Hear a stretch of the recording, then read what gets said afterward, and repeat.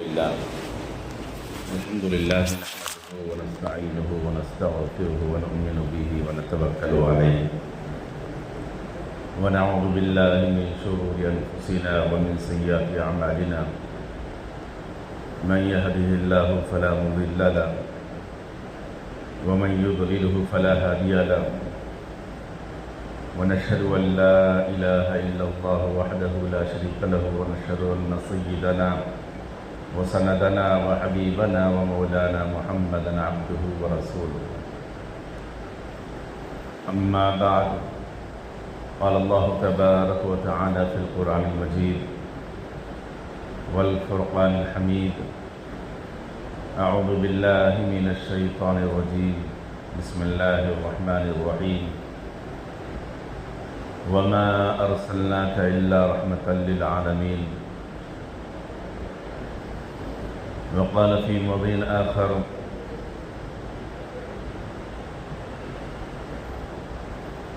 يا أيها المدثر قال النبي صلى الله عليه وسلم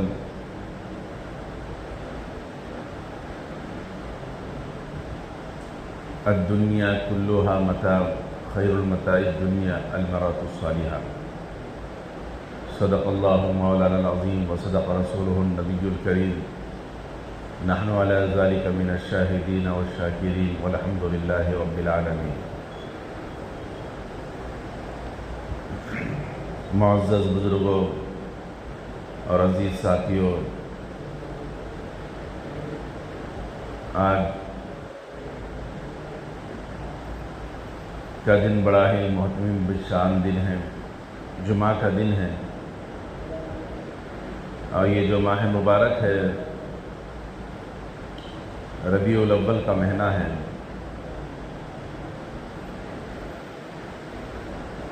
اس میں نبی رحمت صلی اللہ علیہ وسلم کی ولادت باسعادت ہوئی۔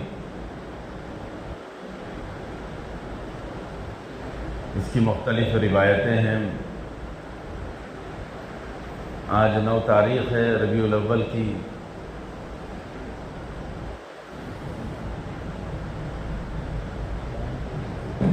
جو مستحکم روایت ہے ولادت سے متعلق وہ 9 تاریخ ہے، 9 ربیع الاول ہے۔ بعض روایتوں میں آتا ہے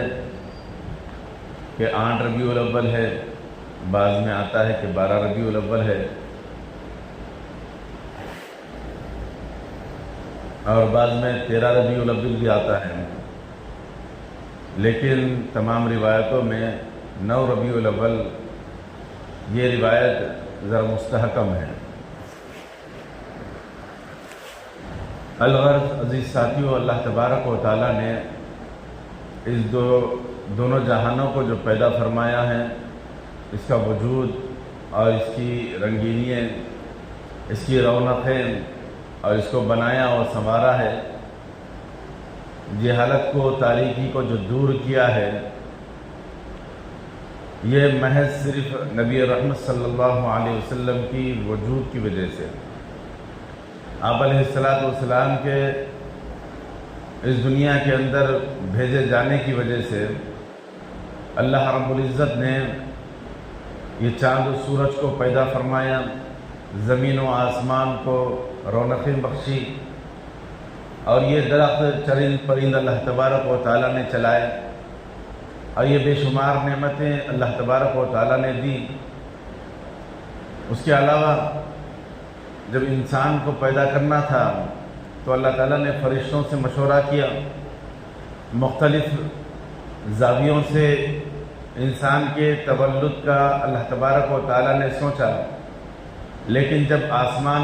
بنانا تھا تو اللہ تعالیٰ نے کن کہا، اس کا وجود ہو گیا۔ سمندروں کو، پانی کو وجود میں لانا تھا تو اللہ تبارک و تعالیٰ نے کہا کن، وہ ہو گئے۔ پہاڑ، زمین و آسمان، چاند و ستارے، یہ جتنی اور مخلوقات ہیں، جب ان کا وجود اللہ تبارک و تعالیٰ نے کرنا چاہا، ان کو پیدا کرنا چاہا، تخلیق لانی چاہی، تو کن کہا اور یہ ہو گئے۔ لیکن اللہ تبارک و تعالیٰ نے جب انسان کو پیدا کرنا چاہا تو بڑے ہی مصمم ارادوں سے اور بڑے ہی مشوروں سے اللہ تبارک و تعالیٰ نے ہمارے وجود اور انسانیت کی تخلیق فرمائی۔ کیوں کہ اللہ تبارک و تعالیٰ یہ چاہتے تھے کہ میں جس نبی اور میرے حبیب کو بھیجنا چاہ رہا ہوں وہ کچھ ایسی ویسی نہ ہو، بلکہ با اخلاق ہو، اس کے اندر انسانیت ہو، اس کے اندر اعلیٰ کردار ہو، اور وہ سمجھنے والے ہو، اچھے اور برے کی تمیز کرنے والے ہو۔ یہ سب اللہ تبارک و تعالیٰ نے تمام زاویوں سے انسان کا جائزہ لیا، اس کی تخلیق فرمائی، اس کے اندر روح پھونکی، پھر اس کو ایک جنت کا اعلیٰ نمونہ اس کو دیا تاکہ وہاں پر وہ مقیم رہے۔ یہ سب چیزیں اللہ تبارک و تعالیٰ نے نبی رحمت صلی اللہ علیہ وسلم کی خاطر یہ تمام چیزوں کا وجود بخشا۔ پھر اللہ تبارک و تعالیٰ نے فرمایا الحمدللہ رب العالمین، تمام تعریفیں اس رب کے لیے ہیں جو تمام جہانوں کا پروردگار ہے۔ اللہ رب العزت نے فرمایا میں رب العالمین ہوں، تو آگے اللہ تبارک و تعالیٰ نے اپنی طرف نسبت کرتے ہوئے اور اپنا مقام عطا کرتے ہوئے اللہ کے نبی صلی اللہ علیہ وسلم کے لیے فرمایا وَمَا أَرْسَلْنَاكَ إِلَّا رَحْمَةً لِلْعَالَمِينَ، میں جس حبیب کو، جس محبوب کو، جس رسول کو بھیج رہا ہوں وہ تمام جہانوں کے لیے ہمارے اور آپ کے آقا نبی رحمت صلی اللہ علیہ وسلم رحمۃ للعالمین بنا کر بھیجے گئے ہیں۔ جس طریقے سے میں رب تمام جہانوں کا پروردگار ہوں، تو میرا حبیب تمام جہانوں کے لیے رحمت بنا کر بھیجا گیا ہے۔ نبی رحمت صلی اللہ علیہ وسلم کی سیرت کا ہر پہلو ایک بڑا ہی تفصیل دا موضوع رہتا ہے، لیکن ان موضوعات میں ہم کن پہلوؤں کو چنیں، اللہ کے نبی صلی اللہ علیہ وسلم کے کن حالات کو ہم بیان کریں، کن حالات کے اوپر ہم بحث کریں، کن حالات کے بارے میں ہم تعریفات سنیں، یہ ایسی چیز ہے جس کے بارے میں بڑے بڑے شعراء، بڑے بڑے فصاح، بڑے بڑے بلغاء جو اس زمانے کے اور آج تک کے لیے اور تا قیامت تک کے لیے جتنے تحریر لکھنے والے آئے، تقریر کرنے والے آئے، شاعر آئے، وہ سب اپنی اپنی زبان میں، اپنے اپنے کلام میں، اپنے اپنے انداز میں نبی رحمت صلی اللہ علیہ وسلم کی تعریفیں کی۔ آخر میں تھک ہار کر ایک شاعر جو عربی کا شاعر ہے وہ 40,000 اشعار نبی رحمت صلی اللہ علیہ وسلم کی تعریف میں لکھا، اور لکھ کر کہتا ہے کہ تھکی ہے فکر رساں مدہ باقی ہے، قلم ہے آبلہ پاہ مدہ باقی ہے۔ یہ اشعار ہے کہ 40,000 اشعار لکھنے کے بعد وہ آخری میں لکھتا ہے کہ میری فکریں تھک گئی، میں خود تھک گیا، میرا ہاتھ تھک گیا، میرا قلم تھک گیا، ورق تمام ہوا، نبی رحمت صلی اللہ علیہ وسلم کی مدح سرائی باقی ہے۔ یہ اس کے آخری جملے تھے کہ اتنے اشعار لکھنے کے بعد یہاں تک کہ غیر مسلم جو محرر تھے، جو شعراء تھے، اللہ کے نبی صلی اللہ علیہ وسلم کے بارے میں اپنے اشعار گنگنائے، اور وہ ایسے اشعار کہیں کہ ہم اس کا اندازہ نہیں لگا سکتے کہ ایک حضرت محمود الحسن گنگوہی رحمۃ اللہ علیہ بہت بڑے اللہ والے گزرے ہیں، وہ فرماتے ہیں جنت کو مخاطب کر کے فرماتے ہیں اے جنت تجھ میں حور و قصور رہتے ہیں، اے جنت تجھ میں حور و قصور رہتے ہیں، میں نے مانا کہ ضرور رہتے ہیں، میرے دل کا طواف کر اے جنت، یعنی جنت سے مخاطب ہو رہے ہیں، میرے دل کا طواف کر اے جنت، میرے دل میں حضور رہتے ہیں، یعنی حضور کی محبت، نبی رحمت صلی اللہ علیہ وسلم کی اطاعت اور فرما برداری ایک ایسی چیز ہے جس کے بارے میں ہم اندازہ نہیں لگا سکتے۔ تو یہ مختلف موضوعات ہیں کہ نبی رحمت صلی اللہ علیہ وسلم کے کن پہلوؤں کو چھیڑا جائے۔ آپ علیہ السلام کا ابھی تولد نہیں ہوا، آپ علیہ السلام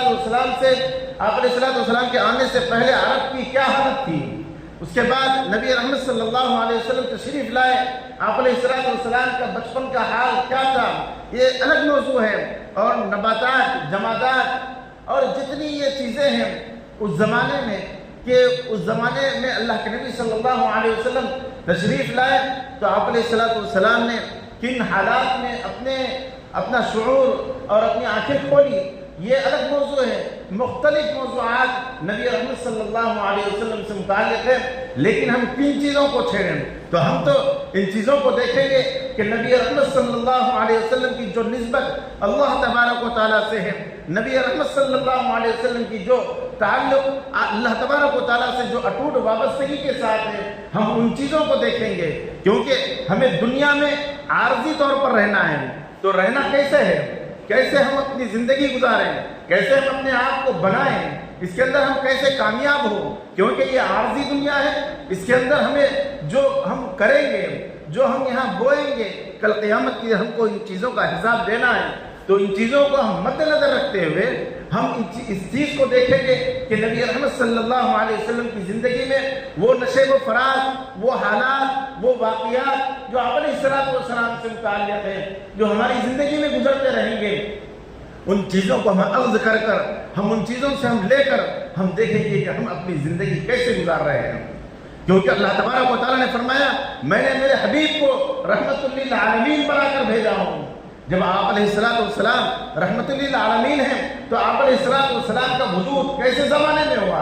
کن لوگوں کے درمیان ہوا، عرب کی کیا حالت تھی، اور اس زمانے میں قیصر و کسریٰ جو بڑے سپر پاور طاقت کہلائے جاتے تھے ان کی کیا حالت تھی.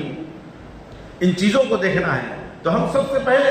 اس پہلو کو چھیڑیں گے، اس واقعے کی طرف ہم جائیں گے کہ اس زمانے کے اندر، عرب کے اندر، نبی رحمت صلی اللہ علیہ وسلم ایسے جاہلانہ دور کے اندر اپنا وجود اس دنیا میں آئے، اس دنیا میں لائے کہ اس وجود کے وقت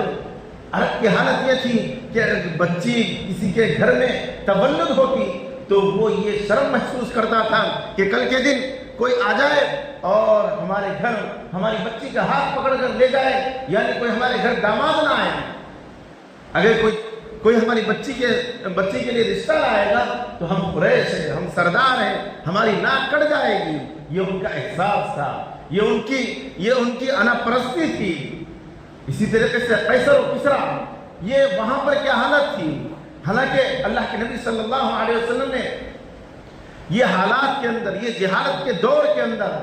جب آنکھیں کھولی تو دیکھا کہ عورت کی عزتیں یہاں پر پامال ہو رہی ہے، معصوم بچیوں کو زندہ درگور کیا جا رہا ہے عرب کے اندر. لیکن جب قیصر و کسریٰ کا حال دیکھیں تو وہاں پر عورتوں کو، بچیوں کو، خواتین کو شو میوزیم میں رکھا جاتا تھا، اپنی خواہشات کی تکمیل کے لیے ان کو استعمال کیا جاتا تھا. کوئی عزت، کوئی احترام نہیں تھا. لیکن جب نبی رحمت صلی اللہ علیہ وسلم نے ایسے جاہلانہ دور کے اندر اپنی آنکھیں کھولی اور جائزہ لیا تو دیکھا کہ یہ تو ماؤں سے، بہنوں کے ساتھ، ماؤں کے ساتھ بے عزتی ہو رہی ہے، ان کی عزتیں پامال ہو رہی ہے، ان کی عزتیں ختم ہو رہی ہے. تو اللہ کے نبی صلی اللہ علیہ وسلم نے عورت کی، ماں کی، بیٹی کی 4 حیثیتیں لی. اگر وہ بیٹی گھر کی، اگر بیٹی ہے تو وہ گھر کی آبرو ہے، اگر وہ بہن ہے تو گھر کی عزت ہے، اگر وہ بیوی ہے تو دل کا سکون ہے، اور اگر وہ ماں ہے تو اس کے قدموں کے نیچے جنت ہے. اللہ تبارک و تعالیٰ نے عورت کی 4 حیثیتیں اس زمانے میں دی جس زمانے کے اندر عورتوں کی عزتیں پامال ہو رہی تھی، معصوم بچیاں زندہ درگور کی جا رہی تھی، زندہ کفن کی جا رہی تھی. ایسے حالات اور ایسے جاہلانہ طرز زندگی کے اندر اللہ کے نبی صلی اللہ علیہ وسلم نے اپنی آنکھیں کھولی اور مخاطب فرمایا کہ جو بندہ اپنی جو آخرت کے اندر کامیاب ہونا چاہتا ہے، آخرت کے اندر اپنے آپ کو کامیاب ترین انسان کہلانا چاہتا ہے، جس کے لیے انبیاء، شہداء، صحابہ، اولیاء، بزرگان دین جس جنت کے لیے اور جس جنت کی خاطر اپنی جانیں قربان کی، اپنے آپ کی قربانی دی، اپنے مال کو راہ الہی میں خرچ کیا، یہ تمام چیزوں کا نچوڑ اللہ تبارک و تعالیٰ نے ایک عورت یعنی ماں کے قدموں کے نیچے رکھ دی. اللہ کے نبی صلی اللہ علیہ وسلم فرماتے ہیں الجنت تحت اقدام الامہات، ماں کے قدموں کے نیچے جنت ہے. یعنی جنت ماں کے قدموں کے نیچے لا کر رکھ دی، جس کے خاطر لوگ در در کی ٹھوکریں کھائیں، در در کے حالات سے دوچار ہوئے. اللہ کے نبی صلی اللہ علیہ وسلم نے عورت کا مقام اور مرتبہ دیا اور 4 حیثیتیں اللہ کے نبی صلی اللہ علیہ وسلم نے عورت کو دی. کیوں دی؟ اس وجہ سے کہ وہ ماں ہے، وہ عورت ہے، وہ بیوی ہے، وہ بہن ہے، تو اس کی عزتیں، عظمتیں باقی رہے، وہ بلند مقام پر جائے۔ آج جو قوم، جو لوگ دنیا کے اندر مسلمانوں کو، ایمان والوں کو ایمان کے اوپر طنز کرتے ہیں، تانے دیتے ہیں کہ اسلام کے اندر عورتوں کو عزت نہیں دی گئی، عورتوں کی عزتوں کو پامال کیا گیا، ان کو گھر کا باندھی بنا کر رکھا گیا ہے، عزیز ساتھیو ایسا بالکل نہیں ہے، بلکہ ان کی عزتوں کو مقام دیا گیا ہے، ان کی عظمتوں کو برقرار رکھا گیا ہے۔ ہم ان چیزوں کو سمجھنے کی کوشش کریں۔ آج دیکھیں بے پردگی عام کیوں ہو رہی ہے؟ اس وجہ سے ہو رہی ہے کہ اسلامی تعلیمات کے اوپر نہیں چلنے کی وجہ سے۔ اگر اسلامی تعلیمات کے اوپر اگر ہم 100% چلتے، ہماری ماں بہنوں اور بیٹیوں کو اگر صحیح طریقے سے چلاتے، تو عزیز ساتھیوں آج جو ہم سیریلوں کو دیکھ کر، فلموں کو دیکھ کر یا دوسری قوموں کی عورتوں کو دیکھ کر آج جو ہمارے اندر بے پردگی آ رہی ہے، یہ اوروں کو دیکھ کر آ رہی ہے، اسلام کو دیکھ کر نہیں آ رہی ہے۔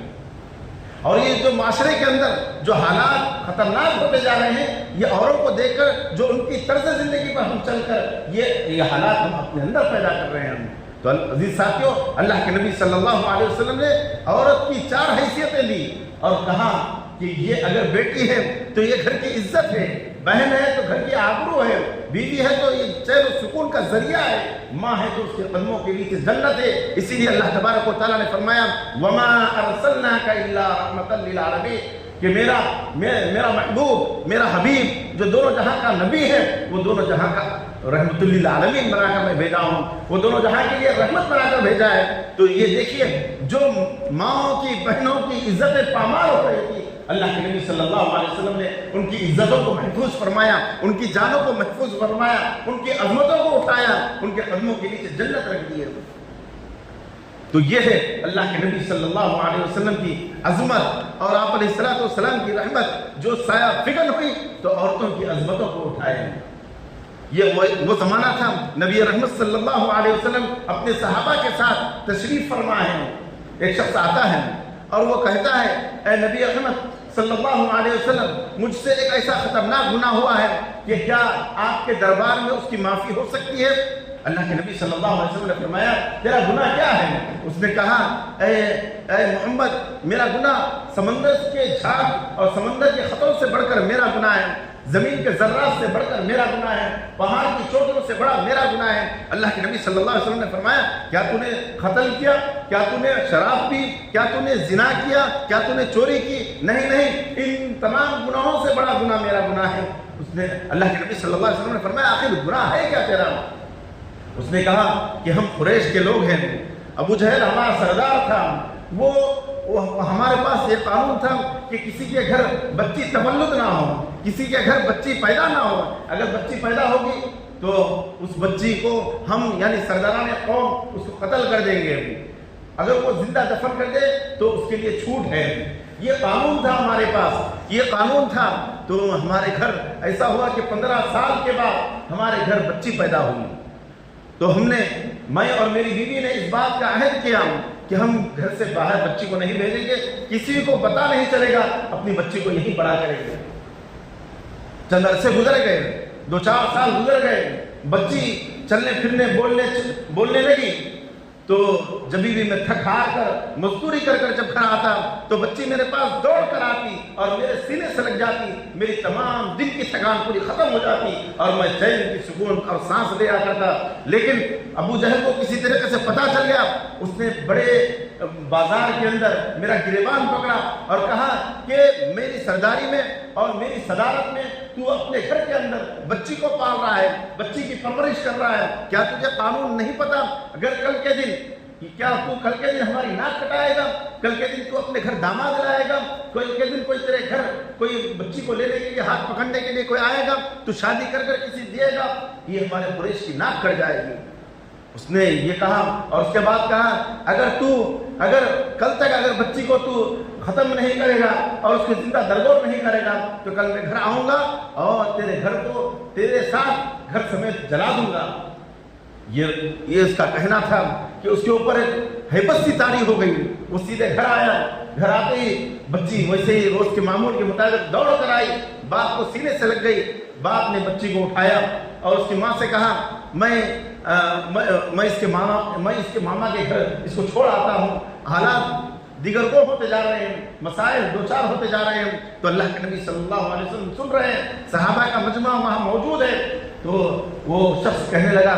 تو پھر کیا ہوا؟ اس نے کہا کہ جاتے جاتے میں کدال یعنی پھوڑا جو کھودنے کا ہوتا ہے میں وہ بھی لے لیا، ایک کاندھے پر میری بچی تھی معصوم سی اور دوسرے کاندھے پر میرا وہ کدال تھا کھودنے کا۔ میں جس جنگل سے جا رہا تھا تو بچی نے کہا ابا جان اس راستے سے تو ماما کا گھر نہیں آتا، راستہ سے کوئی اور ہے۔ تو میں نے کہا، اس کو تسلی دی اور کہا بیٹا یہاں سے قریب راستہ آتا ہے۔ جب جہاں پر قبرستان تھا وہاں بٹھایا میں، اور اس کے بعد میں نے خبر کھودنی شروع کی تو مٹی ہٹا رہی تھی، مٹی نکال رہا تھا تو معصوم سی بچی میرے داڑھی سے مٹی جھاڑ رہی تھی، اور اس کے بعد اپنا دامن بچھا کر کہہ رہی تھی کہ بجان اس کے اندر مٹی ڈال ہوتا ہے کہ میں بازو مٹی رکھوں، آپ گڑھا کھود رہے ہیں۔ تو جب جیسے گڑھا بن گیا تو میں نے اس بچی کو اٹھایا اور اس کے اندر ڈال دیا اور مٹی کا کوڑا اس کے اوپر میں ڈھکیلنے لگا۔ تو اس نے کہا ابا جان آپ کیا کر رہے ہیں، آپ مجھے کیوں ایسا کر رہے ہیں؟ اگر آپ یہ کہتے تھے کہ مجھ سے نفرت ہے تو میں گھر سے میں اپنی ماں سے مل کر آتی، اس کو ایک مرتبہ سلام کر لیتی، ایسی کیا نفرت ہو گئی مجھ سے کہ آپ مجھے زندہ دفن کر رہے ہیں، زندہ درگور کر رہے ہیں؟ تو وہ بچی چیخ رہی تھی، پکار رہی تھی اور یہ کہہ رہی تھی کہ ابا جان مجھے چھوڑ دیجئے، میں اس عرب کی جنگلات کے اندر میں اپنی زندگی گزار لوں گی، کبھی آپ کی صورت نہیں دیکھوں گی، کبھی آپ سے نہیں ملوں گی، لہذا آپ مجھے چھوڑ دیجئے، میرا جرم کیا ہے،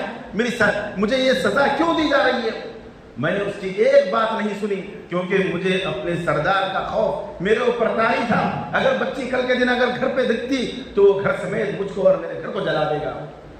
اس بات کا خوف مجھے ستا رہا تھا۔ وہ بچی چلا رہی تھی، وہ کہہ رہا تھا، اللہ کے نبی صلی اللہ علیہ وسلم سن رہے ہیں اور آنکھوں سے آنسو جاری ہے، اور میں نے اس بچی کی ایک نہیں سنی اور قبر بنا دی۔ آخر میں بچی نے کہا ابا جان کل قیامت کا دن ہوگا، نبی رحمت صلی اللہ علیہ وسلم وہاں موجود ہوں گے اور اللہ تبارک و تعالیٰ کی وہاں پر دربار سجا ہوا ہوگا، میں آپ کا گریبان پکڑوں گی اور اللہ سے میں یہ کہوں گی کہ میرا گناہ کیا تھا، میری غلطی کیا تھی، تو یاد رکھنا کہ اس دربار کے اندر تم کیسے نجات پاؤ گے۔ اس کے بعد میں وہاں سے چلا گیا، اس دن میں سو گیا تو خواب میں وہ بچی روزانہ آتی ہے اور یہ کہتی ہے کہ ابا جان آپ نے مجھے تو زندہ دفن کر دیا، لیکن کل قیامت کے دن اللہ کا دربار ہوگا، نبی رحمت صلی اللہ علیہ وسلم جامع کوثر پر ہوں گے تو تم کیسے نجات پاؤ گے؟ تو اس دن سے آج تک 40 دن گزر چکے ہیں، میں آج تک میں نہ سویا ہوں، میرے اندر بے چینی ہے، میں بے قرار ہوں، کیا میری یہ تلافی اور یہ جو سب سے بڑا گناہ ہے کیا وہ گناہ دھل سکتا ہے؟ اللہ کے نبی صلی اللہ علیہ وسلم کے آنسو زار و قطار تھے، نبی رحمت صلی اللہ علیہ وسلم رو رہے ہیں، صحابہ کرام رضی اللہ تعالیٰ نے مطمئن کی چیخیں نکل گئی۔ یا علیہ الصلوۃ والسلام کا رونا یہ کس بات کی دلیل ہے؟ اللہ کے نبی صلی اللہ علیہ وسلم نے کے بارے میں اللہ تبارک و تعالیٰ نے فرمایا وما ارسلناک الا رحمۃ للعالمین، کہ میرا حبیب یہ جو رونا جاری ہے میرے حبیب کی آنکھوں سے یہ رحمت کی وجہ سے ہے۔ اللہ کے نبی صلی اللہ علیہ وسلم نے فرمایا اگر تو میرے ہاتھ پر اللہ کے اوپر ایمان لاتا ہے، میرے ہاتھ پر بیعت کرتا ہے تو یہ تیرا جو پہاڑوں سے بڑھ کر، سمندر سے بڑھ کر اور زمین کے ذرات سے بڑھ کر جو تو نے گناہ کیا ہے وہ گناہ انشاءاللہ دھل جائے گا۔ تو اسی وقت اس نے ایمان لایا۔ یہ چیزیں اللہ کے نبی صلی اللہ علیہ وسلم سے کیوں بتلائی گئی ہیں؟ اس وجہ سے کہ اللہ تبارک و تعالیٰ یہ چاہتے تھے کہ میرا محبوب جو ہے وہ رحمت للعالمین ہے، تمام جہانوں کے لیے رحمت بنا کر گیا ہے۔ یہ جو معصوم بچی ہے اس کے لیے بھی رحمت اللہ کے نبی صلی اللہ علیہ وسلم نے بن کر آئے ہیں۔ اسی طریقے سے جانور نبی رحمت صلی اللہ علیہ وسلم کی خدمت میں آتا ہے، اونٹ، اور وہ کچھ اپنی اشاروں سے کہتا ہے تو صحابہ فرماتے ہیں کہ یہ اونٹ آپ کے دربار میں آ کے کیا کہہ رہا ہے؟ تو اللہ کے نبی صلی اللہ علیہ وسلم فرماتے ہیں کہ مجھے جبرائیل امین علیہ السلام نے کہا کہ یہ اونٹ اس کا مالک اس سے زیادہ کام لیتا ہے اور چارہ کم ڈالتا ہے۔ تو اللہ کے نبی صلی اللہ علیہ وسلم نے فرمایا کہ اس کے مالک کو بلائیں اور اس سے کہیں کہ اس کے اونٹ کو چارہ زیادہ ڈالیں اور کام کم لیں۔ دیکھیے حیوانات، ان کے لیے بھی اللہ کے نبی صلی اللہ علیہ وسلم نے نبی رحمت بن کر آئے ہیں۔ تو عزیز ساتھیو، آپ علیہ الصلوۃ والسلام کی زندگی کے کسی شعبے میں دیکھیں، کسی معاملے میں دیکھیں، اللہ کے نبی صلی اللہ علیہ وسلم کی رحمت وسیع ہے، اور اللہ تبارک و تعالیٰ نے فرمایا وما ارسلناک الا رحمۃ للعالمین، کہ میرا محبوب تمام جہانوں کے لیے رحمت بنا کر بھیجا گیا ہے۔ اور یہ کہ آگے اللہ کے نبی صلی اللہ علیہ وسلم ایک قافلے کی طرف گئے، دیکھا کہ لوگ کام کر رہے ہیں، ایک صحابی سے ملاقات کی، اس کے ہاتھوں کے اندر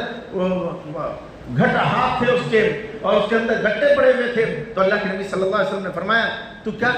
کام کرتا ہے؟ تو اس نے کہا کہ میں مزدوری کرتا ہوں، میں محنت کرتا ہوں، میں کدال کھودتا ہوں، جس کی وجہ سے میرے ہاتھوں میں گٹے پڑ گئے۔ تو اللہ کے نبی صلی اللہ علیہ وسلم اس کے ہاتھوں کو چوما اور کہا کہ اللہ تبارک و تعالیٰ تیرے لیے جنت واجب کر دی ہے۔ حلال روزی کمانے والے کے لیے، مزدور کرنے والے کے لیے، مزدوری کرنے والے کے لیے اللہ کے نبی صلی اللہ علیہ وسلم رحمت بنا کر بھیجے گئے ہیں۔ اسی طریقے سے اللہ کے نبی صلی اللہ علیہ وسلم نے فرمایا ان مزدوروں کے لیے، ان مالکوں کے لیے اوتی الاجر اجرہ قبل ان یجوف فارقہ،